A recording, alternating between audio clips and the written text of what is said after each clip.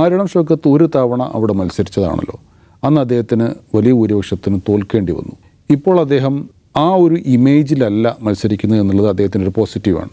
ഇപ്പോൾ നേരത്തെ അജിം ഷൗക്ക് സൂചിപ്പിച്ചതുപോലെ ആര്യടൻ മുഹമ്മദുമായും ആര്യടൻ ഷൗക്കത്തുമായും ഒക്കെ മുസ്ലിം ലീഗിന് അത്ര നല്ല ബന്ധമായിരുന്നില്ല. പക്ഷേ ഇപ്പോൾ അതിലൊക്കെ മാറ്റം വന്നിട്ടുണ്ട്.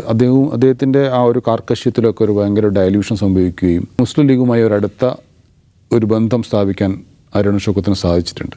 അപ്പോൾ അതുകൊണ്ട് തന്നെ അന്നുണ്ടായിരുന്ന ആ ഒരു അസ്പൃശ്യത ഒന്നും ഇപ്പോൾ ഇല്ല എന്നാണ് എനിക്ക് തോന്നുന്നത്. അത് ഷൗക്കത്തിന് ഗുണം ചെയ്യും.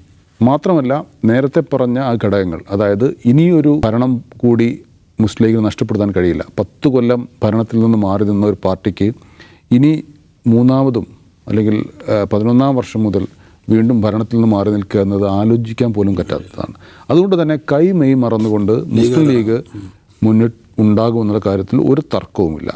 ലീഗ് വളരെ ശക്തമായി മുന്നിട്ട് നിന്ന തെരഞ്ഞെടുപ്പുകളിലൊക്കെ അവിടെ വിജയിക്കാൻ UDF സാധിക്കുകയും ചെയ്തിട്ടുണ്ട്.